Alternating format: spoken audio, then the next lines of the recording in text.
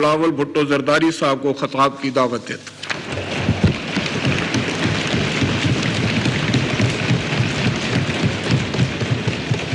بسم اللہ الرحمن الرحیم۔ جناب اسپیکر، آج ہم اپنا آئین کے لیے 1973 کی آئین کی گولڈن جوبلی منانے کے لیے آپ کے سامنے موجود ہے، اور یہ دن ہر پاکستانی کے لیے ایک تاریخی دن ہے، مگر خاص طور پہ میرے لیے بطور چیئرمین پاکستان پیپلز پارٹی اور بطور شہید محترمہ بینظیر بھٹو کا بیٹا ایک بہت ہی اہم دن سمجھا جاتا ہے۔ اس دن پہ 10 اپریل 1973 پاکستان کی آئین کا وفاقی جمہوری اسلامی متفقہ آئین کا بنیاد رکھا گیا، اور جناب اسپیکر، پاکستان کی تاریخ میں نے بہت مشکلات کا سامنا کیا، اور ہر مشکل وقت میں پاکستان کے عوام نے، پاکستان کے سیاسی کارکنوں نے، سماجی کارکنوں نے ان مسائل کا مقابلہ کیا، اور مقابلہ کر کے جیت بھی چکے ہیں۔ آمریت کا ہم نے مقابلہ کیا، ایک نہیں دو تین آمروں کو ہم نے بگائے ہیں۔ پاکستان ایک زمانے میں زمین کے طور پہ ٹوٹ بھی چکا تھا، مگر ہم وہ بھی بحران کا مقابلہ کر کے آگے بڑھے، اور آج اگر یہ وفاق موجود ہے، پاکستان اکٹھا ہے، تو جو زنجیر یہ چارے صوبوں کو ملا کے پاکستان کی شکل میں ایک ملک، ایک قوم پوری دنیا کو نظر آ رہا ہے، تو پاکستان کا آئین وہ زنجیر ہے جو سارے صوبوں کو جوڑ کے پاکستان بناتا ہے۔ 10 اپریل ہمارے لیے ایسا تاریخی اور اہم دن ہونا چاہیے کہ ہمارا سلیبس میں یہ دن موجود ہونا چاہیے۔ ہمیں آنے والی نسلوں کو اس دن کے بارے میں سکھانا چاہیے، تاکہ ہر پاکستانی کو پتا ہو کہ 1947 جب پاکستان بنا تھا، تو دوسرا 10 اپریل 1973 جب ہمارا آئین کا بنیاد رکھا گیا۔ یہ دن خوشی کے دن ہے، جمہور کی فتح کا دن ہے۔ 10 اپریل 1973 پاکستان کے آئینی سفر کی ابتدا کا دن ہے۔ آج ہماری 50 سال کی جد و جہد کے یوم تاسیس کا دن ہے۔ خوشی کے ساتھ یہ دن ہمارے لیے اس جمہوریت اور آئین کے خاطر دی ہوئی قربانیوں کو یاد کرنے کا دن بھی ہے۔ شہید ذوالفقار علی بھٹو نے 1971 کے بعد ایک ٹوٹے ہوئے ملک، بکھرے ہوئے لوگوں کو اکٹھا کیا، اس پارلیمان میں سب کو اکٹھا کیا، اور اس ملک کو ایک اسلامی جمہوری وفاقی اور پارلیمانی آئین دیا۔ 1973 کے آئین کے خالق قائد عوام شہید ذوالفقار علی بھٹو کو 1973 میں اس ملک دیا، غریب کو آواز دیے، عوام کو حکومت دینے کا سزا میں شہید ذوالفقار علی بھٹو کو شہید کیا گیا۔ اور اس بات کی جو آئرنی ہے وہ یہ ہے کہ وہ جنہوں نے آئین کا دفاع کرنا تھا، جنہوں نے آئین کا حفاظت کرنا تھا، آئین کے خلاف جو حملے کرنے تھے ان سے بچانا تھا، وہ لوگ جو ہے اس جرم میں شامل تھے۔ اور ایک آمر اس ملک پہ مسلط کیا گیا، اس آمر نے اس ملک میں انتہا پسندی اور دہشت گردی کی بوجھ ڈالا گیا جس کا مقابلہ ہم آج تک کر رہے ہیں. اس عامر نے نفرت کی سیاست کا، انتقام کی سیاست کا وہ بوجھ ڈالا گیا جس کا ہم آج تک مقابلہ کر رہے ہیں. اور یہ دن 1986 میں، وہ بھی 10 اپریل پہ، ایک نہتی لڑکی لاہور پہنچی تھی اور اس عامر کو للکاری،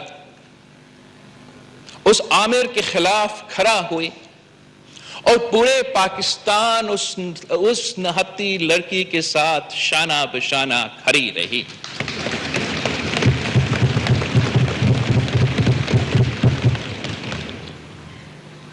پاکستان کی عوام نے ان کا پاکستان کی تاریخ کا سب سے بڑا استقبال کیا. اس ایک نہتی لڑکی کے پاکستان میں قدم رکھتے ہی ضیاء الحق کی آمریت کے بنیادیں ہلا دی گئیں. 10 اپریل 1986 سے پہلے بھی 1971 کی طرح ملک میں تاریکی تھی، مایوسی تھی، مگر شہید محترمہ بینظیر بھٹو نے آ کر روشنی کی شمع جلائی، جمہوریت کی بحالی کا، آئین کی بالادستی کا سفر شروع کی.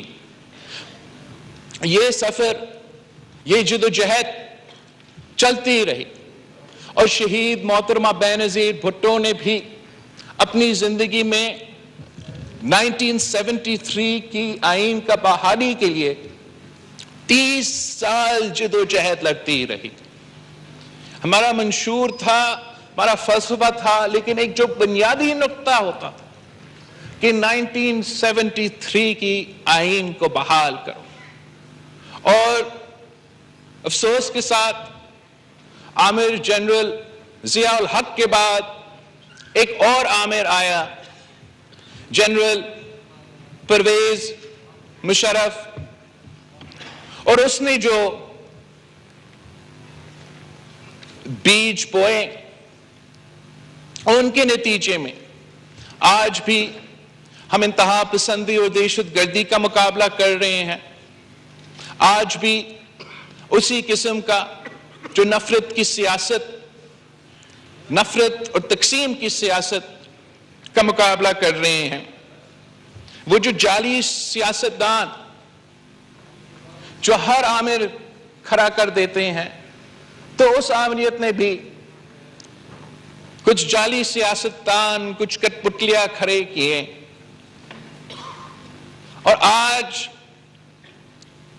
ہر وہ شخص جو آمریت سے فائدہ لیتا ہے، جو غیر جمہوری دور سے فائدہ لیتا ہے، وہ آج بھی ایک ہی جگہ جمع ہے، ایک ہی پرچم تلے جمع ہے، اور وہ طریقے انصاف میں، چاہے وہ جنرل ضیاء کا دور کا، جنرل مشرف کا دور پہ کا ہو، وہ آج بھی اسی نفرت کی سیاست، اسی تقسیم کی سیاست، اسی غیر جمہوری سیاست پہ چلتے آ رہے ہیں.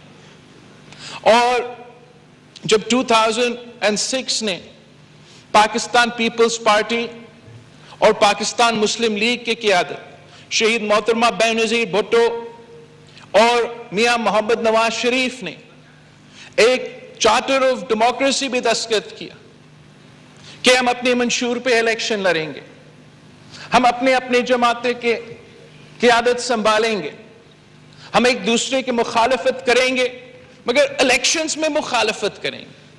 جب ہم حکومت میں آتے ہیں تو ہمارا مخالفت اس حد تک نہیں پہنچے گا کہ ہم ذاتی دشمنی پہ اتر آئیں. ہم اپنے مخالفت کو اتنا جگہ نہیں دیں گے کہ اس مخالفت کی وجہ سے، اس کی وجہ سے کہ دو بڑے جماعتیں آپس میں نہیں بیٹھ سکتے، کسی اور کو فائدہ نہ ہو. بنیادی وجہ کہ ہم نے اس ڈاکیومنٹ پہ دستخط کیا تھا وہ یہ تھا کہ چاہے وہ 1973 کا 1973 کا کیا لیٹ 70s کا پی این اے کا موومنٹ ہو یا یہ جو سلیکٹڈ تماشا ہمارے سامنے 2011 سے کھڑا کیا گیا ہے، جب سیاستدانوں جمہوری قوتوں کے درمیان اتنا بڑا فقدان پیدا ہو تو ضرور اس کا فائدہ غیر جمہوری قوتوں اٹھاتے ہیں. اور جب سے ہم نے چارٹر آف ڈیموکریسی پہ سائن کیا، طے کیا کہ ہم 1973 کی آئین کو بحال کریں گے، ہم سیاست ایک دائرہ میں رہ کے ایک دوسرے کے خلاف کریں گے، تو اسی وقت وہی غیر جمہوری قوتیں اپنا سازشیں پکانا شروع ہوگی کہ اگر یہ سلسلہ چلتا رہا اور پاکستان میں جمہور کو طاقت ملتا رہا تو وہ غیر جمہوری قوتوں کے لیے نیا سیاست میں جگہ ہوگا، نہ پارلیمان میں جگہ ہوگا، نہ ان کا کاروبار میں جگہ ہوگا، نہ ان کا ہمارا بیوروکریسی میں اہم عہدے ملیں گے. تو اس لیے انہوں نے جمہوریت کے خلاف، اس چارٹر آف ڈیموکریسی کے خلاف ایک سازش شروع کیا تھا. اور جہاں ہمارا تو کامیابیت تھے، ہم نے 1973 کی آئین کو بحال کیا، ہم نے صوبے کو ان کو حقوق دیے، صوبے کو ان کا وسائل کا مالک بنایا، صوبے کو ان کو شناخت دی، پاکستان میں پولیٹیکل سٹیبلٹی قائم کیا. یہ پاکستان کی تاریخ میں پہلی دفعہ ہوا تھا جناب اسپیکر، جب 2013 میں ایک جمہوری حکومت سے پیسفل ٹرانسفر آف پاور دوسری حکومت کو دیا جا رہا تھا، تو وہ پہلی بار پاکستان کی تاریخ میں کسی ایک پارلیمان نے اپنا ٹرم مکمل کیا، کسی دوسرا پارلیمان کو، کسی دوسرا قائد عوام کو ٹرانسفر آف پاور کروا دیا. اور یہ پاکستان کی سیاسی جدوجہد میں ایک میک اور بریک مومنٹ تھا، جس کے نتیجے میں 5 اور سال ہمیں سازشوں کے باوجود ایک قسم کا پولیٹیکل سٹیبلٹی ملا. اور پھر آپ نے دیکھا کس طریقے سے 2008 سے لے کے 2018 تک جب آپ کو وہ پولیٹیکل سٹیبلٹی ملا تھا تو پھر آپ کو اکنامک سٹیبلٹی بھی ملا تھا. جب آپ کو وہ پولیٹیکل سٹیبلٹی ملا تھا تو اس کا مطلب یہ تھا کہ وہ چائنا پاکستان اکنامک کوریڈور جس کی بنیاد صدر زرداری نے ڈالا وہ کنٹینیو چلتا رہا، اور 10 سال کے نتیجے میں اس منصوبے کے تحت پاکستان کے عوام کو معاشی ترقی ملا. ماضی میں کوئی حکومت 30 دن کے لیے آتا تھا، 90 دن کے لیے آتا تھا، تو پھر کوئی حکومت 3 سال کے لیے آتا تھا، اور جب ایک حکومت آتا تھا تو وہ دوسرے کے سارے منصوبے ختم کر دیتے تھے اور زیرو سے شروع کر دیتے تھے. اور پاکستان کا ترقی نہیں ہو رہا تھا، پاکستان کی معاشی ترقی نہیں ہو رہا تھا، پاکستان کا جمہوری ترقی نہیں ہو رہا تھا، دہشت گردی کے مقابلے میں، انتہا پسندی کے مقابلے میں کوئی کنٹینیوٹی نہیں ہو رہا تھا. مگر ہم نے اس یونٹی کی وجہ سے، متحد ہونے کی وجہ سے، ذاتیات کی سیاست کو چھوڑ کے اس 1973 کی آئین اور اس جمہوری سسٹم کو چلانے کے نام پہ ہم نے دیکھا کہ پاکستان سے اس سمت پہ چلتا رہا تو پاکستان کا معاشی ترقی بھی گارنٹی تھا، پاکستان کا جمہوری ترقی بھی گارنٹی تھا. مگر یہ کچھ قوتوں کے لیے بڑا تکلیف دہ تھا.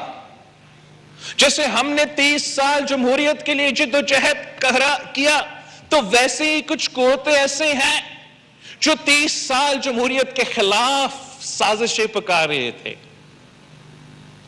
اور وہی قوتوں کے لیے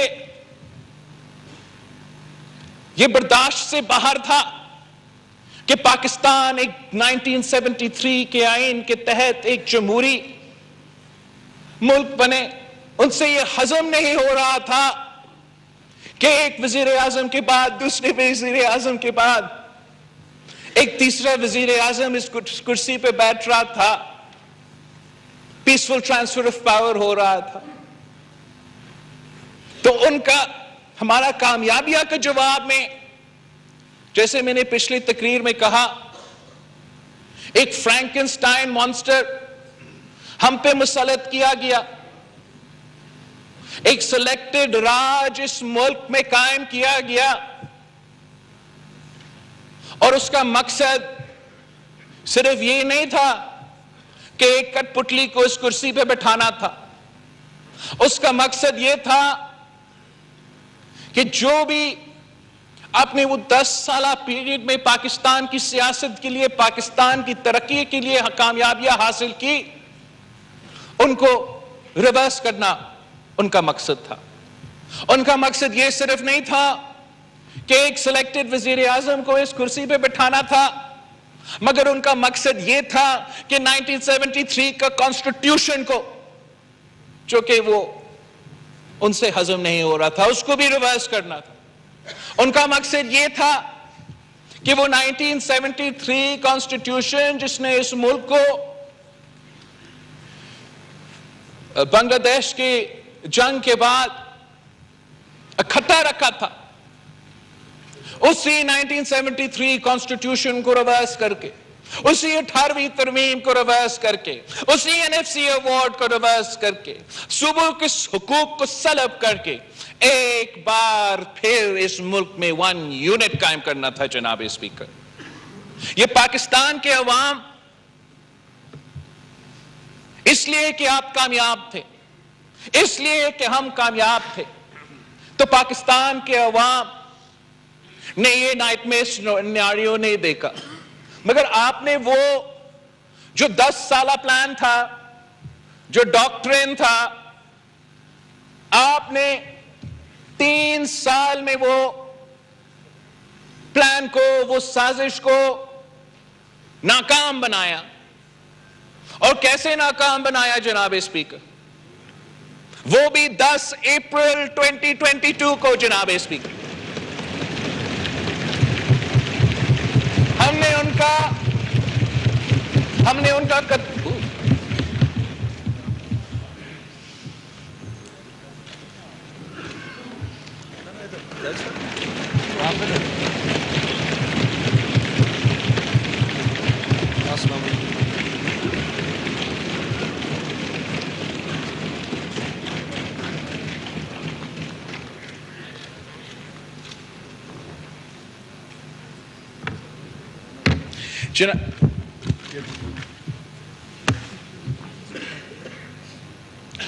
تو آپ نے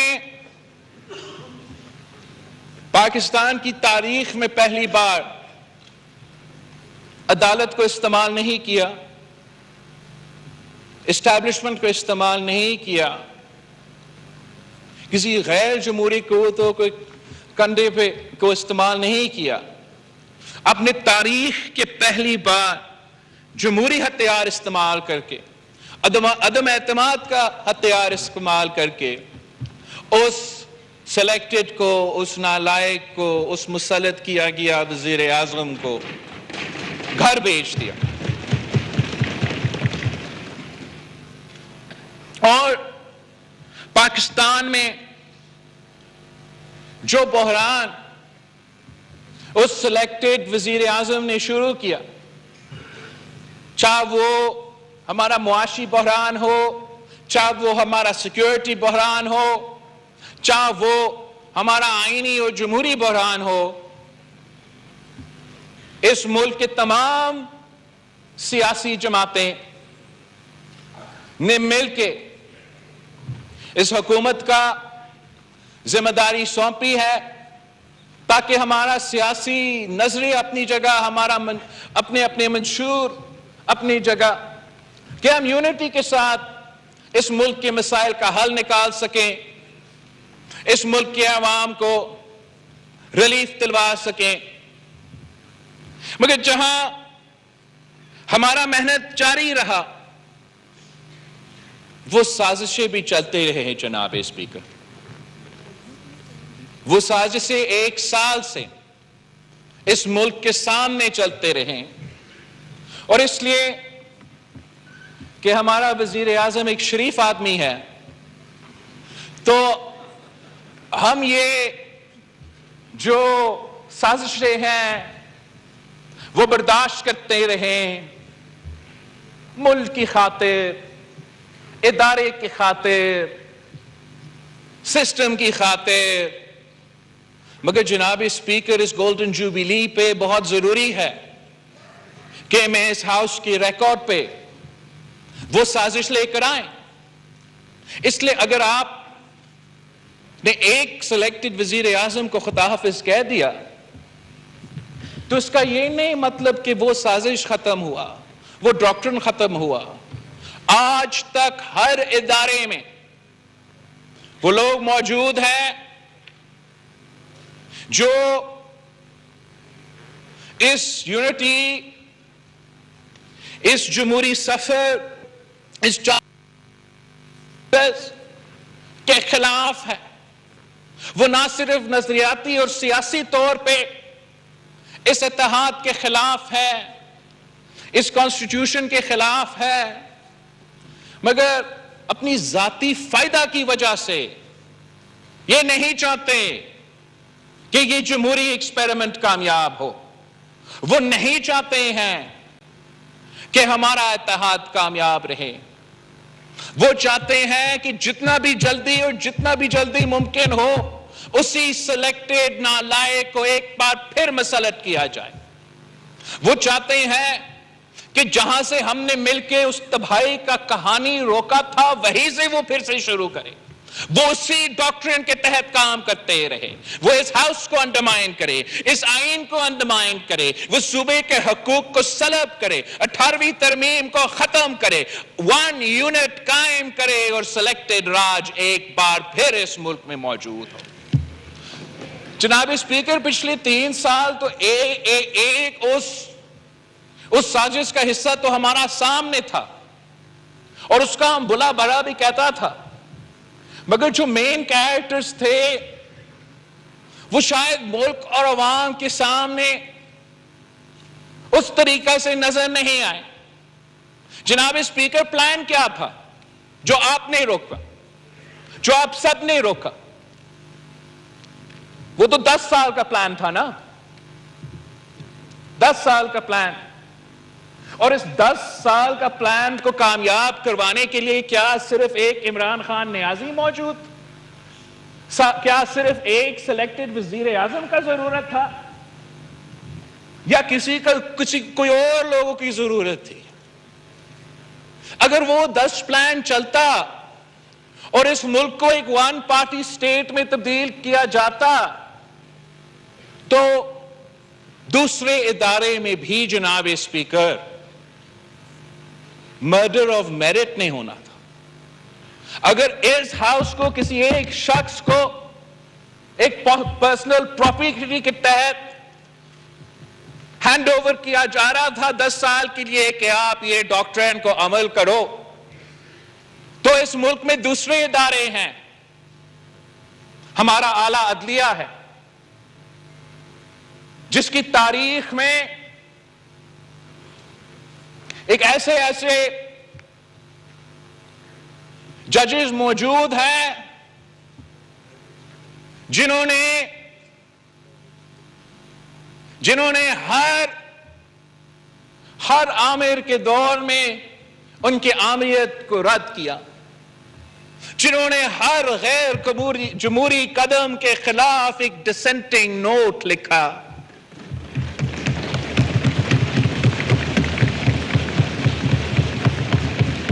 یہ وہی ججز تھے جنہوں نے قائد عوام شہید ذوالفقار علی بھٹو کو سزائے موت دلوانے سے انکار کیا. یہ وہی ججز تھے جنہوں نے مشرف کو سلوٹ کرنے سے انکار کیا.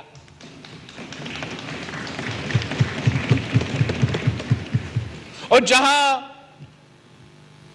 جہاں ایسے بہادر اور غیرت مند ججز ہمارے تاریخ میں ہمیشہ موجود رہے ہیں،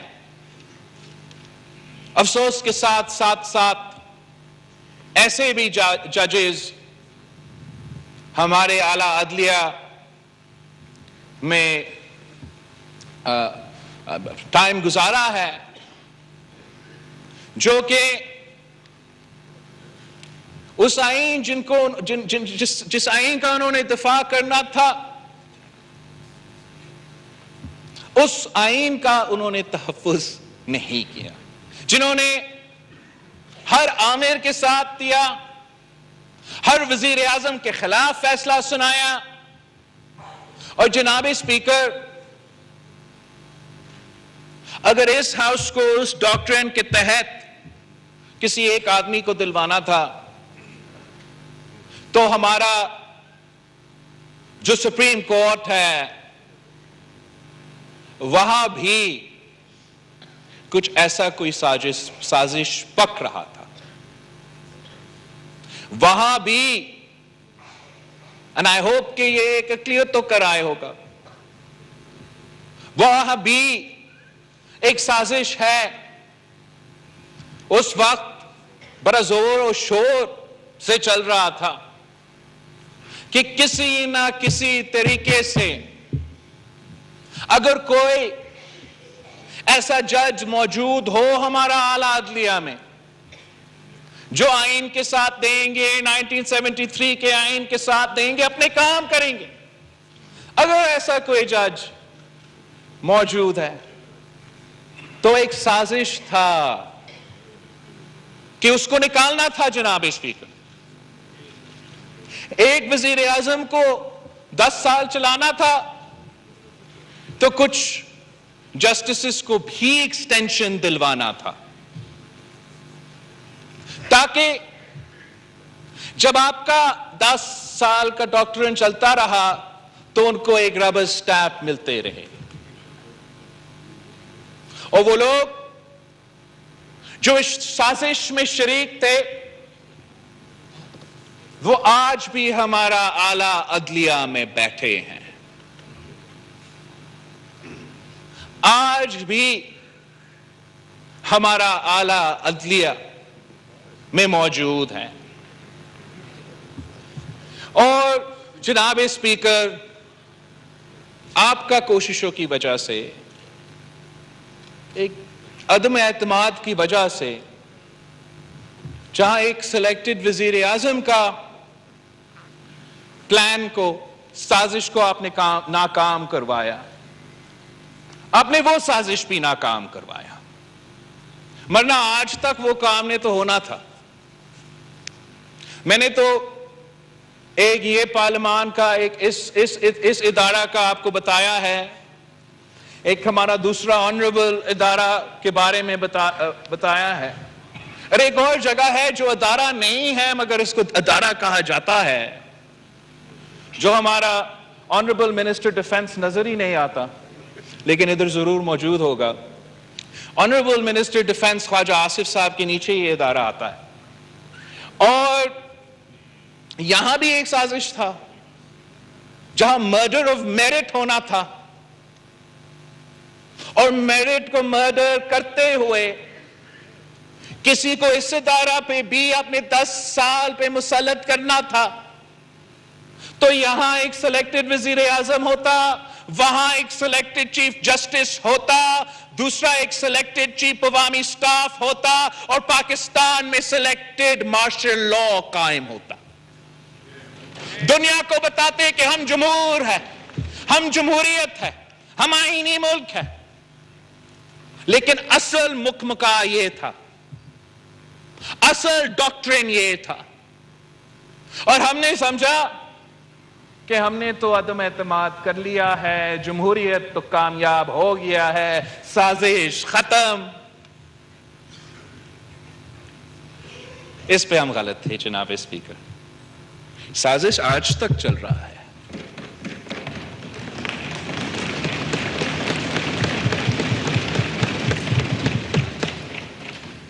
سازش یہ ہے کہ اسی 1 یونٹ کو قائم کرنا ہے. سازش یہ ہے کہ ہمارا NFC ایوارڈ کو ختم کرنا ہے. سازش یہ ہے کہ یہ جو آئین اس کو پھاڑنا ہے اور اسی ڈاکٹرن کو ایک بار پھر اس ملک پہ مسلط کرنا ہے. اب ہم نے سب مل کے اس سازش کو ناکام کروانا ہے. مگر اس وقت جو ہے جناب اسپیکر، یہ کھیل ہمارا ادارہ میں تو نہیں چل رہا، نہ کہ کسی اور ادارہ میں چل رہا ہے. وہ ادارہ نے کہا کہ ہم نیوٹرل ہے.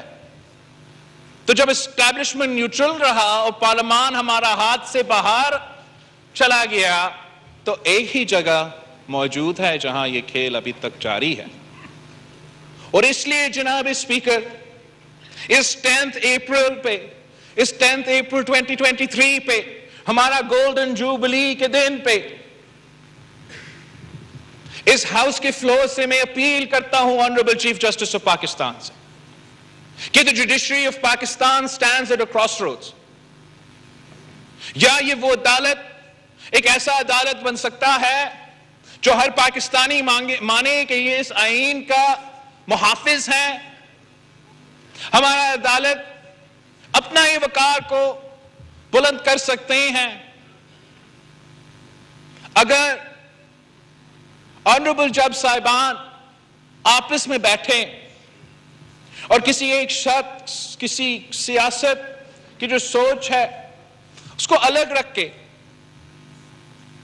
اگر وہ آپس میں بیٹھ کے ایک بینچ بن کے، ایک کورٹ بن کے اپنے فیصلے سنائیں گے تو جناب اسپیکر مجھے I am confident that the consensus of the Supreme Court of Pakistan will be democratic, that the consensus of the Supreme Court of Pakistan will be in line with the Constitution of Pakistan. I am confident that the consensus of the Supreme Court of Pakistan can withstand any conspiracy. اگر کسی ایک آدمی کی آمریت چلے گا supreme court, اگر one مین شو چلے گا supreme court میں، اگر جیسے جسٹس اطہر منیلا کہتا ہے پولیٹیشین ان بلیک روبس کا سپریم کورٹ بنے گا، تو پھر جناب اسپیکر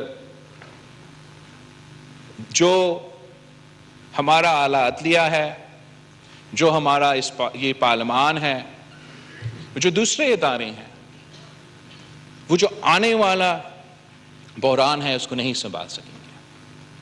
ہمارا آئینی بحران جو اس وقت چل رہا ہے، اس وقت I can show you, I have 4 judges on the record saying کہ ان کا فیصلہ یہ ہے، لیکن ایک چیف جسٹس اور دوسرے جو ججز ہے وہ اپنا اقلیت کو اکثریت میں ثابت کرنا چاہتے ہیں.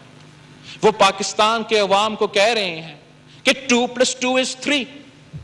But you and I can see that 2+2 is 4. مگر وہ انسسٹ کر رہے ہیں کہ نہیں، 2+2 is 3. وہ کہہ رہے ہیں کہ وہ 2 ججز کا جو نوٹ ہے اس کو اگنور کرے، جو جسٹس یحییٰ افریدی کا نوٹ ہے اس کو اگنور کرے، جو جسٹس اطہر منیلا کا نوٹ ہے اس کو اگنور کرے. وہ تو ہے ہی نہیں، صرف یہ 3 موجود ہے. اس قسم کا مذاق جو پاکستان کا آئین کے ساتھ کھیلا جا رہا ہے، پاکستان کی جوڈیشری کے ساتھ کھیلا جا رہا ہے، جو ایک بڑا گیم کا حصہ ہے. The people of Pakistan cannot afford this game. ہمارا کوشش کیا ہے؟ ہمارا کوشش 1 سال سے یہ رہا ہے کہ جو معاشی حملہ عمران خان نے اس ملک پہ کر کے نکلا تھا اس کو ہم کسی نہ کسی طریقے سے صحیح کریں. دن رات ہمارا وزیر خزانہ کام کرتا ہے، محنت کرتا ہے کہ اس بحران، اس معاشی بحران جو خان صاحب نے جان بوجھ کے کیا تھا اپنا کرسی کو بچانے کے لیے، وہ کسی نہ کسی طریقے سے ہمیں اس سے نکال دیں. جو سیکیورٹی کا بحران عمران خان اور ان کے سہولت کاروں نے ایک بار پھر اس ملک پہ مسلط کیا دہشت گردی کی صورت میں، ہم کوشش کر رہے ہیں کہ اس کو ہم منہ دیں، اس کا مقابلہ ہم کریں۔ ہمارا نیشنل سیکیورٹی کمیٹی میٹنگ ہوا ہے، انشاءاللہ تعالی ہمارا ایک نیا سرے سے ایک آپریشن کا آغاز ہو رہا ہے، جو انشاءاللہ تعالی ماضی کی طرح ہم ایک بار پھر ان دہشت گردوں کو، ان انتہا پسندوں کو شکست دلوائیں گے۔ اور ایک آئینی اور جمہوری بحران ہے، اور اس آئینی اور جمہوری بحران کے لیے پاکستان پیپلز پارٹی سمجھتی ہے کہ سیاسی جماعتوں کو مل کے آپس میں بات کرنا چاہیے۔ جو بھی صورتحال ہو، جیسے بھی ہو، اگر آپ بات چیت کے لیے دروازہ بند کرتے ہو تو پھر وہ کوئی مسئلہ کا حل نہیں ہوتا۔ ہم نے ماضی میں بھی دیکھا ہے کہ جب بھی سیاستدان کے لیے مشکل رہا ہے کہ وہ آپس میں بات چیت کرے، وہ آپس میں کوئی کنسنسس بنائے، تو ضرور کوئی تھرڈ فورس آ کے اس صورتحال کا فائدہ اپنے لیے لیتے ہیں، کسی اور کے لیے نہیں۔ مگر اس آئینی بحران سے نکلنے کے لیے اگر سیاستدانوں پہ بھی ایک ذمہ داری ہے تو اعلیٰ عدلیہ پہ بھی ایک ذمہ داری ہے کہ وہ اپنا عدلیہ کو بچا دے، وہ اپنا جوڈیشری کو بچا دے۔ ہم نے تو اپنا ادارہ کو سنبھالنا ہے، مگر ان کو اپنا ادارہ کو سنبھالنا پڑے گا۔ اگر ہر ایک member of the supreme court کو وہ عزت نہیں ملے، اگر ون مین شو چلتا رہے گا تو ہم جتنا بھی محنت کریں ہم اپنے آپ کو اس بحران سے، آئینی بحران سے، جمہوری بحران سے نہیں نکال سکیں گے۔ اور جناب اسپیکر، یہ طاقتور طبقوں کا لڑائی ہے، یہ سیاستدانوں کے لڑائی ہے، یہ اشرافیہ کا لڑائی ہے۔ پاکستان کے عوام کے اوپر جو مشکل وقت گزر رہا ہے اس وقت، اس سے کوئی تعلق نہیں ہے کہ جوڈیشری 3-4 ہے یا 3-2 ہے۔ ان کا کوئی دلچسپی نہیں ہے کہ اس کرسی پہ کون بیٹھا ہے۔ اس وقت جو معاشی صورتحال سے ہم گزر رہے ہیں، وہ پاکستان کی تاریخ میں ہم نے یہ مشکلات نہیں دیکھی ہیں۔ جو بوجھ اس وقت عام آدمی اٹھا رہا ہے کہ بجلی کے بل میں، کھانے پینے کی اشیاء کے بل میں، وہ آپ کے سامنے ہے جناب اسپیکر۔ مہنگائی، غربت، بے روزگاری تاریخی سطح پہ پہنچ چکا ہے۔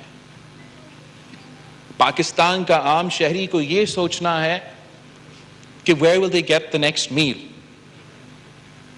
اور پاکستان کے عوام کا دلچسپی اس عوام سے یا کسی اور ادارے سے اٹھ چکا ہے۔ اس لیے ان کو یہ محسوس ہو رہا ہے کہ اس طاقت کی لڑائی میں ہمارے مسئلے تو موجود نہیں ہیں۔ پاکستان کا عام شہری، جن کے لیے اس وقت زندگی گزارنا مشکل ہو چکا ہے، بچے اپنے بزرگوں کا خیال نہیں رکھ سکتے، میڈیکل بل سے ڈرتے ہیں، والدین اپنے بچے کی تعلیم پورا نہیں کر سکتے ہیں، وہ پریشان ہوتے ہیں جب سوچتے ہیں کہ اگر میرا بچہ کا مستقبل میرے سے بہتر ہونا پڑے گا تو میں نے تعلیم دلوانا ہے، مگر تعلیم کو افورڈ نہیں کر سکتا۔ جو دن رات لوگ محنت کرتے ہیں، جو سفید پوش طبقہ ہے، جو دفتر جاتا ہے 9 بجے سے لے کے 5 بجے تک کام کرتے ہیں، ان کے تنخواہ پہ گزارا نہیں ہوتا۔ کیا کریں؟ اگر پہلے آپ کا تنخواہ پہ آپ گزارا کر سکتے تھے، نہ خاندان کا خیال رکھتے تھے، مشکل تھا لیکن چیزیں پورے ہو جاتے تھے، اور اب جو ہے پورا تنخواہ تو پیٹرول کے بل پہ چلا جاتا ہے، وہ تو اے سی اور بجلی کے بل سے پہلے۔ جو معاشی مشکلات پاکستان کے عوام اس وقت جن سے گزر رہے ہیں، وہ اگر کسان ہیں وہ اپنی فصل کی جو ہے قیمت نہیں مل رہا، اگر مزدور ہے ان کی محنت کا جو فائدہ ہے وہ نہیں مل رہا، اور ہم سب کا ذمہ داری ہے، اس ملک کا ذمہ داری ہے، اس حکومت کی ذمہ داری ہے، ان ادارے کی ذمہ داری ہے کہ آپس کے اختلافات اور طاقت کے لڑائیوں کے باوجود کہ ہمیں اہم ایشوز پہ دلچسپی لے، ہم سب مل کے ویسی ان مسائل کا مقابلہ کریں جیسے پاکستان کے ٹوٹنے کے بعد ہم نے سب مل کے یہ آئین دلوایا تھا۔ یہ کسی ایک آدمی ایک سیاستدان کی بس کی بات نہیں ہے کہ پاکستان کی معیشت کو صحیح سمت پہ ڈالا جائے، پاکستان کے عوام کو معاشی ترقی دے، اور ساتھ ساتھ یہ دہشت گردی اور انتہا پسندی کا بھی مقابلہ کریں، جو بیرون ملک جو انٹرنیشنل جیو پالیٹکس چل رہا ہے اس کو بھی سنبھالا جائے۔ اس کام کو پورا کرنے کے لیے اس ملک کو پولیٹیکل سٹیبلٹی کی ضرورت ہے، اکنامک سٹیبلٹی کی ضرورت ہے، اور وہ صرف تب ممکن ہوگا جب ہمارے ادارے بن کے کام کرے، قومی ادارے بن کے کام کرے، اور کسی کی پولیٹیکل ونگ بننے کی وہ شوق پورا نہ کرے۔ اگر ہم مل کے کام کرتے ہیں، اگر اس کتاب کے تحت یہ ملک چلتا ہے، ہر ادارہ چلتے ہیں، تو پھر ہمارے پاس وہ ٹائم ہوگا کہ ہم پاکستان کے عوام کو ان مسائل سے نکالیں۔ ورنہ جو سامنے نظر آ رہا ہے کہ جناب اسپیکر اس ملک کے عوام باہر نکلیں گے، وہ ٹوٹ پڑیں گے، وہ کسی سیاسی جماعت کے لیے تو نہیں، اپنا بھوک اپنا پیٹ بھرنے کے لیے، جو مشکل معاشی حالات نظر آ رہے ہیں، جو سارے مسائل نظر آ رہے ہیں، ان کا حل اگر کوئی ہے تو وہ یونٹی ہے، وہ اتحاد ہے، وہ کنسنسس ہے۔ اور آج بھی پاکستان پیپلز پارٹی جس نے اس آئین کی بنیاد رکھا، ہم تیار ہے اس آئین کو دفاع کرنے کے لیے۔